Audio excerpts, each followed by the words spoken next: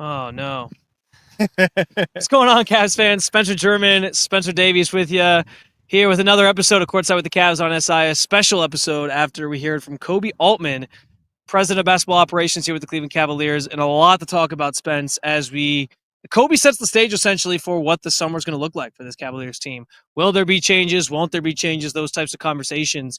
And I think the starting place for this conversation does need to sort of revolve around the fact that he came right out of the gate and said and made it very clear, listen, we'll be back. Our window is wide open. He wanted to get that out. That was in his opening statement before he even took questions. He is making it very clear that they believe that this is just the beginning stages of this team and what they can do and the reaching their full potential. And I'll say this too. The other thing he harped on, I mean, it came up 6, 7, maybe more times, is part of the reason he believes that is because he thinks that development is such a big part of this team's foundation and where they're going to kind of go from here. And that starts with Evan Mobley. He mentioned at least 8 times, like I said, Evan Mobley's development. He's only 23. Him taking that next step. He took a big step this year, but he's going to take another step. And that seems to be the biggest thing giving him faith as to why this team falling short this year isn't the end of the world and there's still a bright future for this franchise. Which, why wouldn't it? Because when you look at the regular season and how he made a jump for being somebody who used to not be able to space the floor to somebody who was shooting a clip above 37, 38% from deep, stretching it, doing a really good job of initiating offense, trusting his guys off the ball. I think that stuff was real. Now, has he done it at a playoff level? No. And that was a different thing for him, as an adjustment for him. And he kept talking about field goal attempts for Evan Mobley. 13 is not enough.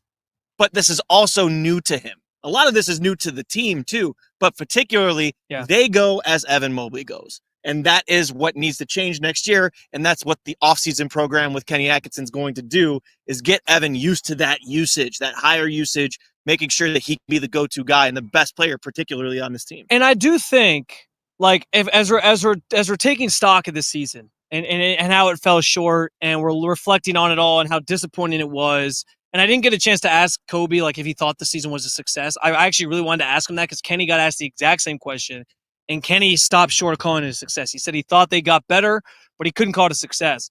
But as we sort of decide if this is the case, I think there is something to be said. If you're looking for some reason for optimism, if you're looking for something to hold on to as to how this all fell apart wasn't the end of the world, it is that thing. I give Koby a lot of credit for the fact that they drafted Evan Mobley, they're developing Evan Mobley. He took that next step.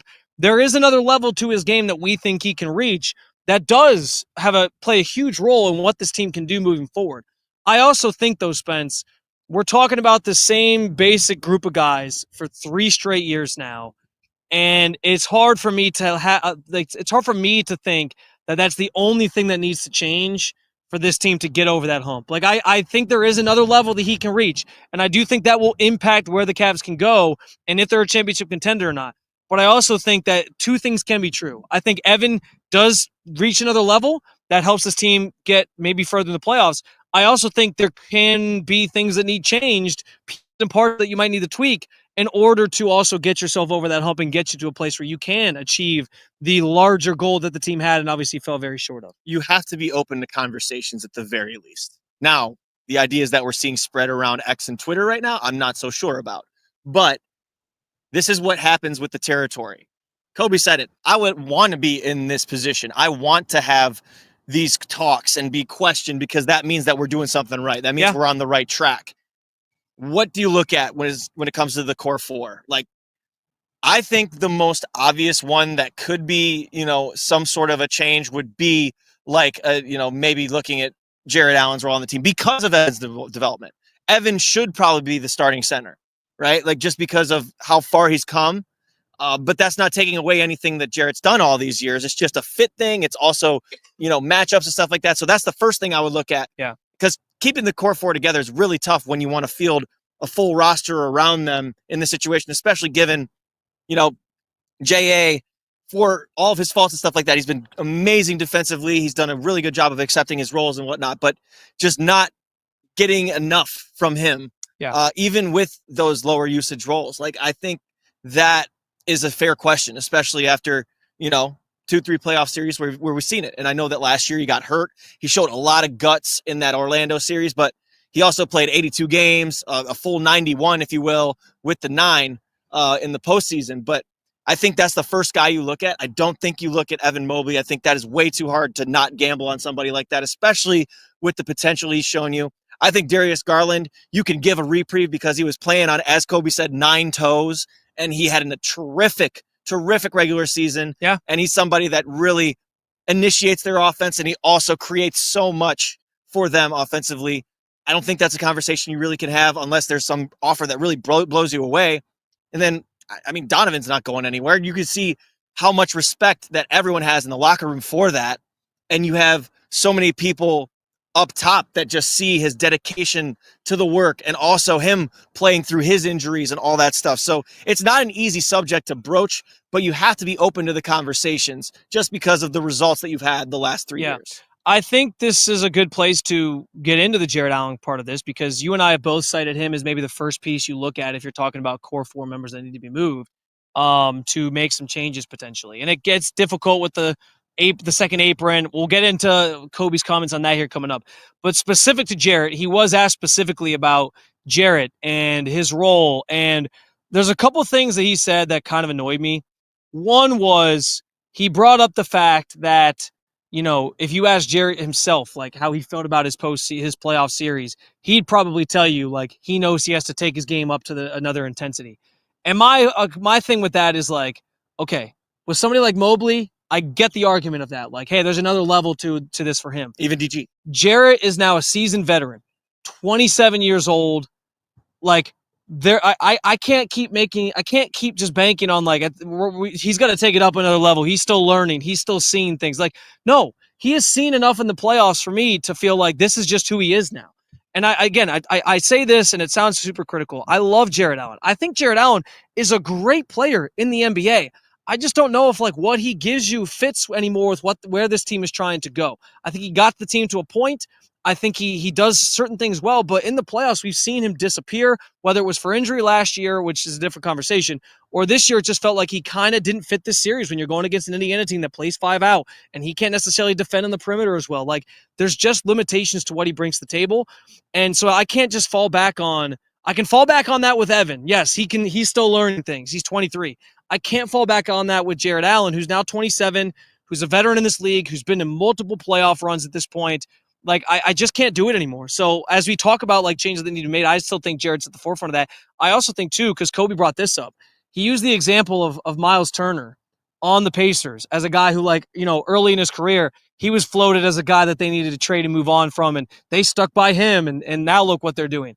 Guys, that was a completely different situation because Miles Turner was basically the Evan Mobley in that situation. I'm not saying they're the same players. I'm just saying Miles Turner was fresh young guy coming in, learning the ropes, getting used to the playoffs. And yeah, he said like the Pacers had, what was it, like 5 first-round exits or something like that in the playoffs early on in Miles Turner's career.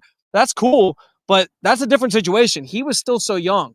He was kind of learning how to do things. He was the Evan Mobley in that situation. This is a guy in Jarrett Allen who is not on the same level of like, He's a veteran at this point. Like, he should know. Miles Turner's team has taken that next leap with him. Like, they figured out a nice role for him. So I can't fall back on that as my thing. Koby did say that he thinks Jarrett Allen is still important to what they want to do. But I will say this, last year, there was a lot more mention of like the core 4. And he used that term. Like, he would say the core 4. He would talk about all 4 of those guys as a group. This year, it was a lot more of Mobley, Donovan, and Darius, and a lot less of Jarrett Allen, which I think is pretty notable. It is notable, and I think with Jarrett, I think he still can get better. I'm not saying that, you know, development doesn't happen after 27. That's ridiculous. I think everyone develops until they're pretty much done with their career just because they have to evolve, they have to adapt and all that stuff. But the conversation we had before, the intrinsic nature of toughness and physicality, which he has had because playing a full season of NBA games, playing every single game this year, it absolutely exhibits a toughness. For sure. Not taking that away at all.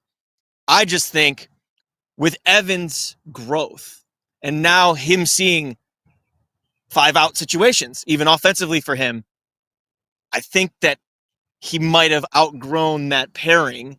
It's a good way to put it. To be him. It's a really good way to put it. And have that higher usage and also be more of a hub now to where You saw it. Jarrett's usage was so down this year. Yeah. So that's where you look at the offensive output and stuff like that is different because he's not really used to. Jarrett sacrificed a ton this year. Yeah. He could have been bitching and moaning about not being a 20 and 12 guy because that's what he can be in this league. If he gets dealt somewhere, I guarantee you he will be a 20 and 12 guy. That is what he is.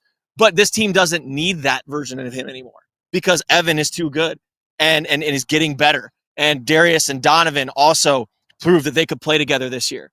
Maybe not so much in the playoffs. That was injury related, I think, in my opinion, but we'll get to that. But in terms of the Jarrett conversation, I just think that Evan's ascension has kind of just led to this point, and they were always banking on that. Yeah. He just wasn't ready those first, 4 years that they were together, and now it's time maybe to move on. That's my thought. That's a really good point, Spence. It's well said, well articulated. I think like this team's success moving forward does hinge on, I think, Evan playing the majority of minutes at the 5. Oh, yeah. And I think that obviously then sort of eliminates Jarrett's role to an extent. We did get this comment here. I guess there's a second step now to this. If you want to trade JA, you can't just start Hunter at the 4 for rebounding purposes. You'll need a good rebounding 4 beside Mobley. Sure thing. And I think, Spence, you and I have both kind of alluded to the idea that, like, yeah, the idea here would be that Hunter goes to the 3 spot primarily. And then from there, you find if you were trading Jarrett, you would try to find somebody who could sort of fit that. And you'd have to get a core player back too. Like you would have to get a starter back for Jarrett Allen. He's too good. He's too talented, and he's got a really good contract too. So like a lot of teams are going to look at that. You see all these ideas floated around. You think about who needs centers. Like there are plenty of people that need centers. They need defense and need someone reliable as a lob threat. And Jarrett is so good out of playmaking out of the role too. Like. This is just a situation where there's too many cooks in the kitchen. This is all that is. Yeah. Yeah, no, I think that's well said. And obviously, things get complicated this offseason because the Cavs are likely to be a second apron team. Koby used the word like if we're a second apron team, which makes it sound like maybe they have a little more flexibility than people think to maybe avoid that this offseason. So we'll see what all that looks like. But I think the assumption right now is that they're going to be a second apron team. And that makes things very difficult in terms of what they can do. If they're going to trade somebody like Jarrett, the salaries basically have to match. And you can't you can't trade Jarrett and say like Isaac Okoro. It's called aggregating salary. Yes. It has to be like if Jarrett's making $20 million next year, which I think is exactly his number, they have to find somebody who's willing to trade maybe 2 players who equal out to that. Now you can trade for picks and things like that. And you can also get a third team involved, fourth team involved. That's also doable. So there's ways to do that, but it's going to get kind of interesting and convoluted in terms of how they do those things. And it's not as simple as it used to be where it's just like trade this guy plus this guy. Like, so it gets complicated. What I think was interesting though, and along those lines is that he talked about having support from Dan Gilbert, both financially, but also just like in terms of the process. And I think this is interesting because Dan Gilbert, I think, gets a bad rep overall, just as like, I think all owners do, right? Like everyone blames owners for everything. But in the grand scheme of things, like I think we're a long way from like Dan Gilbert Comic Sans letter, right? Like he's not the same guy anymore. And I do think you talk about learning, right? I think he's learned a lot about like the process of building an NBA team. And so I do think he trusts these guys to do this thing the right way. And I think Kobe is actually the biggest example of that because how many years did we see him just like move on from a GM before they really got their hands dirty with things? He has stuck by Kobe and he's trusted this process. And so I believe Kobe when he says, yeah, like Dan is the person who like exudes that patience the most and wants us to kind of like go out and keep pushing the envelope on what we can do, but also understanding like this thing could take time. I think there's some truth in that. And so I like Dan Gilbert has never shied away from, at least since he agreed to have LeBron come back that second time and do everything that they did. He has never been shy about spending. It sounds like he's willing to spend in the tax if he needs to for multiple seasons if he has to, and that's going to be part of the game plan here. And he is investing in this team moving forward, which I think is a good thing in the long term for Cavs fans. It's not just going to be this like panic button, blow it all up and start all over, which is good. It's helpful to have an owner that's willing to open the pockets. I was reading stuff, obviously the luxury tax comes into play when even you're signing your own players, you have to dig deep. Like I think I read somewhere that overall it would cost, especially if Evan Mobley makes all NBA, that re-signing Ty Jerome for $10 million would cost them like $63 million. I think it was John Hollinger on The Athletic that said that. That's a lot of money. Yeah. It's a lot of money, but Dan is willing to pay the price for a contender, for somebody that's going to grow along with the team. Now with Ty Jerome, I'm sure we'll get into this conversation. We're gonna get to that next, yes, That's a little bit different of a story in my opinion. But I did. Can I hit on one thing that Koby said that sure. You said something that irked you a little bit. My problem with one of the things that Koby said was talking about, and I usually preach this, by the way, to preface this, I usually preach the patience. I usually preach sticking together, making sure that this thing, you go through these things is because you have to. He mentioned Boston, Denver. We're on the same page with this one. Indiana. We're on the same page with this one. Even OKC to a point. Yeah. You look at those teams, and yes, some of their core stuck together. Yeah. For that. Some. You have to figure out as a GM what that sum is, who that sum is, but not every one of those players on those teams stuck together throughout. And the example you brought up earlier when we were talking was about Marcus Smart being the heart and soul of Boston.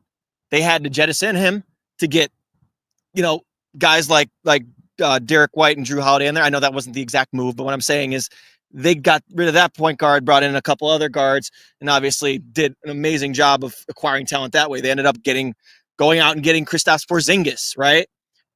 You can look at the Indiana team. He's talking about Miles Turner stuck around that whole time, right? Well, Victor Oladipo and Domantas Sabonis were those two top players on that team, for sure. Or at that time. Sure. You look at OKC. They went out and acquired Alex Caruso and Isaiah Hartenstein this summer. Yeah. So you have to add pieces. You have to figure out what fits around. And I know that results are very set in stone and stuff like that, but these are also things you have to think about when it comes to building a team, because it's not going to always be the same exact people in the building.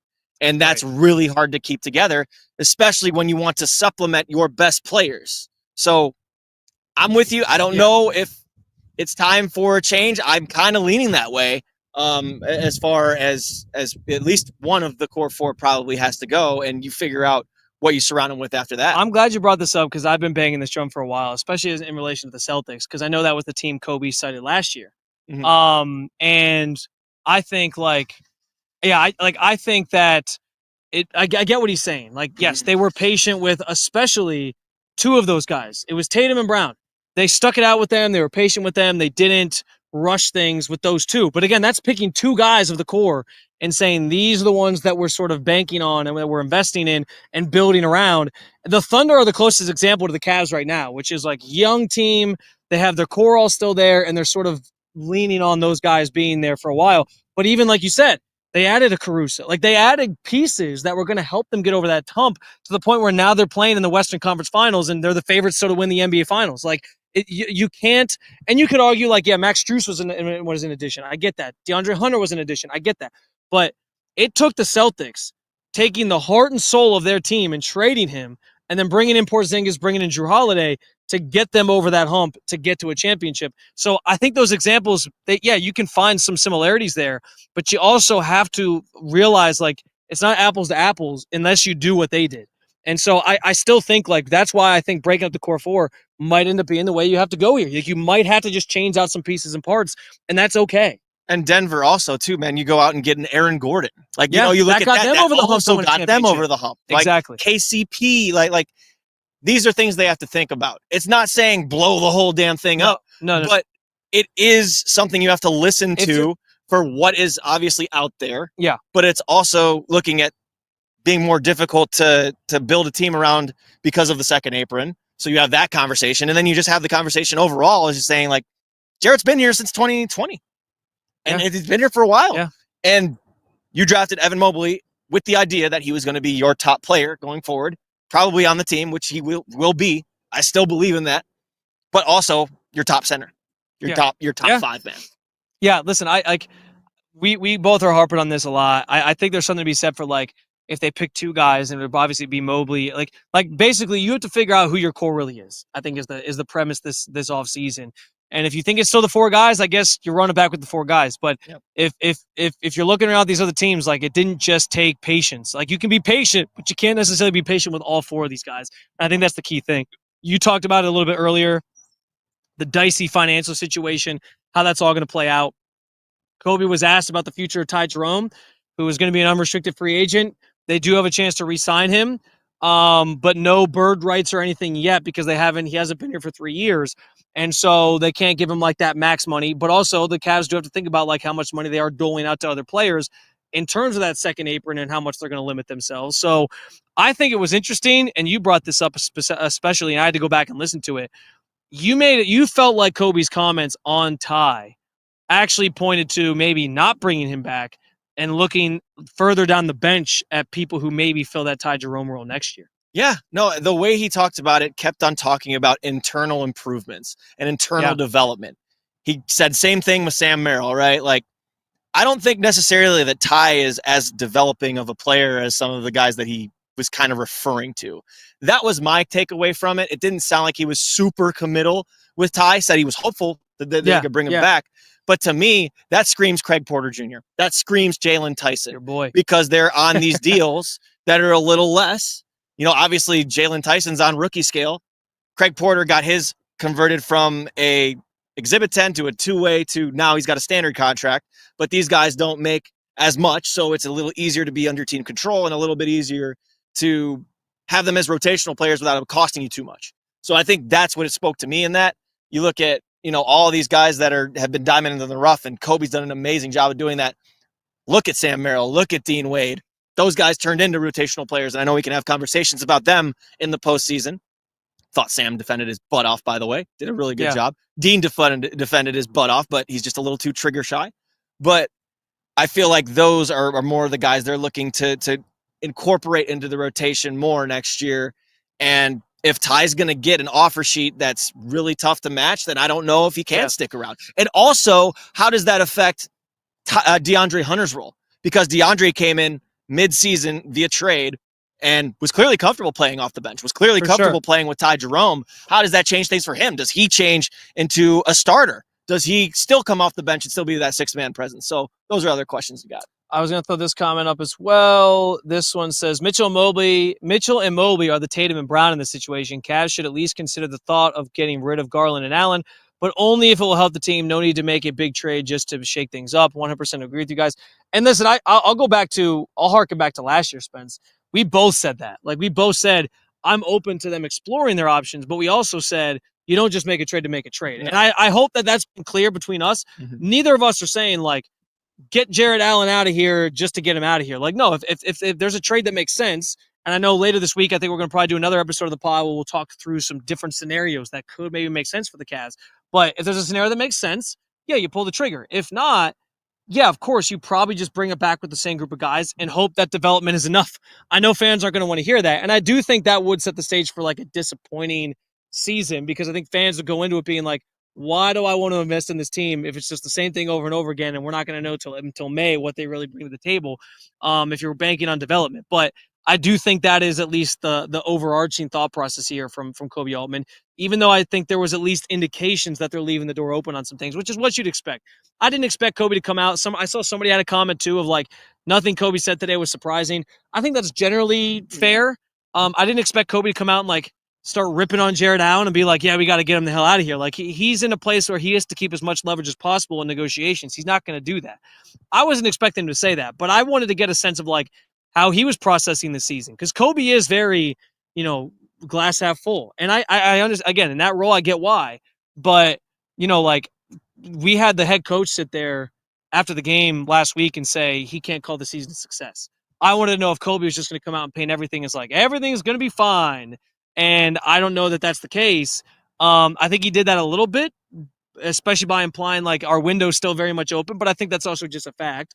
But I also think like some of the things he didn't say in comparison to last year, maybe at least hinted at like, okay, he's at least thinking about some things, and we'll see what this thing looks like in the coming weeks when things really get rolling in free agency. And you have to be careful with what you say publicly too, because if you disparage someone, then you're going to kill their trade value. If you disparage someone, they're going to kill the relationship value with you inside the locker room, inside of the building. So you have to tiptoe a little bit there. However, I do think that it was a little rosy today. I think he was a little optimistic, and probably not the press conference fans were like hoping for, but it also was come what in you here should expect and say burn it down. But the thing is, like, you got to hold yourself a little bit more accountable. He was very high on what the Pacers did. He continuously credited the Pacers and how Rick Carlisle had guys picking guys up 94 feet singing the praises of Aaron Nesmith and Andrew Nemhard and TJ McConnell, wearing the guys down. What the Pacers did to take them out of their offense. And then also the Cavs just missed a lot of shots that they normally make. It was a bad week and a half, as he said it. So I think you have to be a little bit more internally understanding of that. By the way, but it's going the other way. The wind's just I got ahead all over the place. So anyway, continue. No, you're good. I kind of lost my track there. It's all good. But I think that you have to have a little bit more accountability with it. I know the injuries. He also said this. We didn't bring this up. He said it's not surprising that the 4 teams left have 0 injuries rotationally on their team. And I think fans don't want to hear that. That's a road you don't want to travel right now with an emotional fan base, with emotional, the things running high, obviously.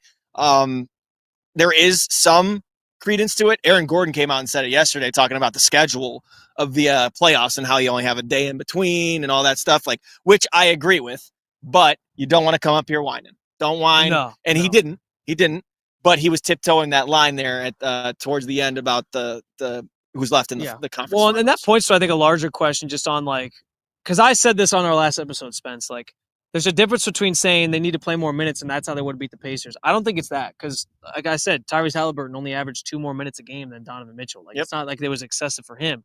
It's more so just about how do you condition yourself to play that style in the playoffs? If there's going to be other teams you run into, whether it's Indiana or otherwise, that play that style, how are you going to condition yourself to do that? And that's probably more of a Kenny question, how are you going to train these guys?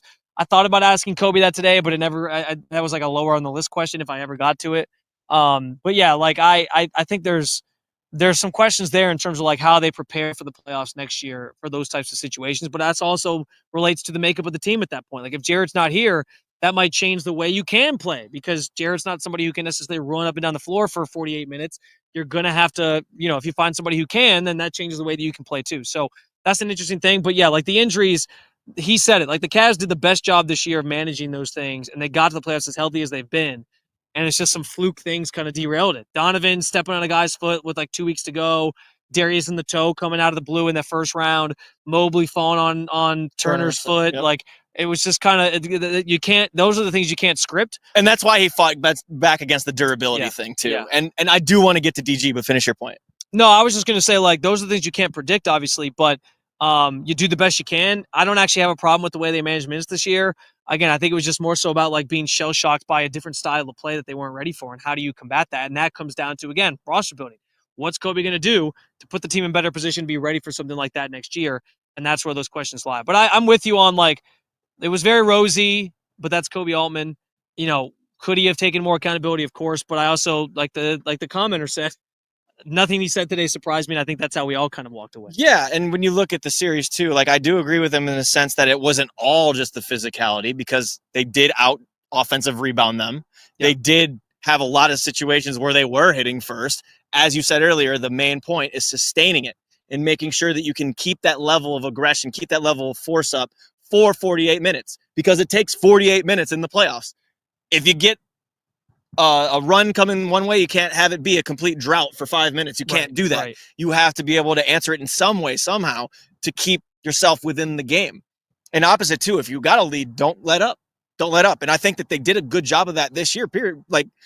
They went into Miami and won by 90 points combined. Yeah. I know it's Miami, but they had that mindset. They had that force.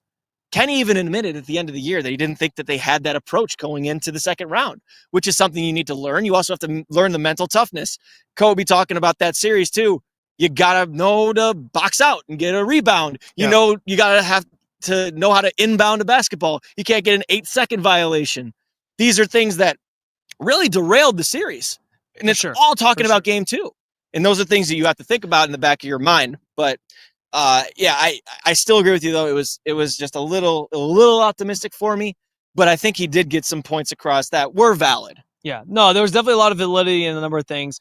I think my overarching themes I take away from this one are they sound ready to bank on development as the big thing that gets them over the hump, but left the door open on potentially making some moves. And I thought the lines about sustainability and how the window is still open. Hopefully those are messages that get through to the fans. I think it's hard for them to process a week after this series. They're still processing it. Right. And I don't know that fans are fully buying that.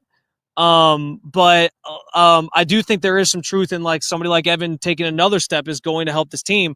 I just have my questions as we laid out about if it's just that has to get better or if it's that plus a combination of changes. And that was the thing. I said this. I didn't get a chance to ask this question, unfortunately, but I was honed in on this question for days about like, what is the balance between, because I figured this is what he was going to say. I figured he was going to say a lot about like, we just got to keep growing and we'll be fine. I want to know what the balance is as a person in that position of, okay, we've tried it enough times that now we can't just fall back on development. Like now we know this is who we are, and now we have to make some changes. Because yes, he can use that right now. He can say that about Evan Mobley right now in this moment. But another year of this, like, is that what it's going to take to be like, okay, now we can't keep falling back to the reason being, well, we're still developing. At what point is developing now an excuse versus like an actual part of the solution?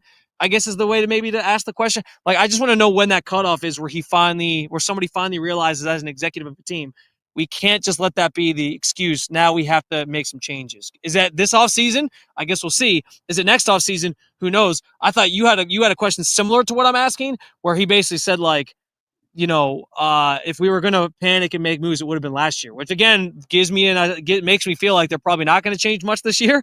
But again, I guess that's a wait and see thing. So. Most definitely. And unfortunately, you can't fast forward on things. Yeah. This is literally going to take like a year to see if the vision pans out. Yeah. We also don't know what moves they potentially would make this offseason and all that good stuff. But if they do keep this iteration of the core four together and all that good stuff, then it's a wait and see, because nothing that they're going to do in the regular season is going to matter. And it sucks. No. Because it does matter. It does matter for positioning, and it matters to secure that home court and all that stuff. But even everyone in that building is admitting it now. They're just like, yeah, this is not going to matter at this point. Can I get to the DG thing that I want to get to? Get to that. We'll wrap it up here. Okay. And I will tell you, we're going to have another episode later this week because communicating in real time. Little tease here. Spence has a trade that I actually think would make a lot of sense. He's not telling you today. He's not spoiling it. Do not let it slip out of your mouth. Sometimes you talk a little extra. We don't need it today. We're going to save it for a future episode of the pod this week, but tell us what you wanted to say about the DG thing. So one of the points that I did agree with Koby Altman was that Darius is still really young too. And Darius can physically get stronger, but I never get why people look at him in this town, and it's so similar, and it's not talking about how great this guy is. It's not talking about how they compare in any way, but no one ever looked at Steph Curry and said, oh, he's too small. No one ever looks at, like Jalen Brunson or John Morant saying, oh, he can't play. I don't get this with Darius talking about you need to have 5 defenders on the floor at all times. No team in the NBA has 5 defenders on the floor at all times, unless you're the Thunder, unless you're the Celtics. And obviously they're going to be like long-term very good in that situation. But Darius, for his faults, I think stepped up like hell on defense this year. I agree. I think he was an all-star caliber player, and then the toe injury started hurting. And that's not even a durability thing. That's a freak accident. Yeah. A freak accident that guy basically was playing with a broken foot because of a bad closeout or a closeout that he just landed wrong on. That is not something that's deep tissue or anything like that. And there were no deep tissue injuries this year. They did a very good job. That's what Until Donovan had the calf injury. That's it. What is the most frustrating part for these guys in this building is that they did everything right. And Kobe mentioned that. Yeah. They did everything right you could do in the regular season to maintain. Minutes were down, leaned into the depth, and they were fresh coming into the postseason. They mauled Miami, just mauled them. And then they had a week off, and then for some reason just didn't help. And then game 1 happened, and it seemed like guys just started dropping like flies. And it's just unfortunate. It's an unfortunate too. We have to acknowledge that there is luck that goes in to advancing into the playoffs. Sure. There is absolutely a luck factor to this as well. But at the same time, because they always tell you 2 things can be true at once, you have to look. You have to look inside and look at that. And I am a firm believer in Darius Garland. I think that guy is going to break out one of these times, and it's just he's gonna shove it in everyone's face. I really do. I think like if you're thinking about how this team advances forward and you're thinking about like the style of basketball they need to play, I think Darius fits it more so than Jarrett, if I'm being 100% honest. Like he can play even as a weaker defender in some respects. he can still play like 5 out because the offense he gives you theoretically is going to be there, right? Mm-hmm. Like he can knock down threes. He's a good jump shooter. He can facilitate. So he can still play that style. It's Jarrett that I have the more questions about. And I'll say this, like, it's the nature of the beast. Darius is going to get criticized because he wasn't out there and he wasn't playing through the injury. And then he played through the injury and wasn't good. And then now people are going to, it's a lose-lose situation. You can't win in that situation. Tell me what he should do. Tell me what he should do. But I do think, he's going to have to just live with that and it's going to be what it is. But I do think the situations the last 2 years for him, it's just unfortunate. It's just bad timing, really. Like, the jaw thing and that derailed his whole season. Then he wasn't great in the playoffs. And then this year it's the toe happening in the first round, like randomly out of the blue. Like I believe that he would be okay and he could provide you like something if he was healthy. And it just stinks that the last 2 years that really hasn't been the case. You need ball handlers. And that's what Koby was talking about too. If we didn't have Darius, we'd be looking at getting a different ball handler, but we have Darius Garland to alleviate that pressure. We have Evan Mobley to alleviate that pressure. Those guys have to develop. And a big reason why Donovan Mitchell signed the extension that he did, that was Darius Garland and Evan Mobley being the future of this team. Dan Harris says, we played 91 games total, the first 86 games. We were the best. The 5 last games should put the entire season down the drain, ? Put 20 pounds of muscle on Garland and make him force the ball into Mobley.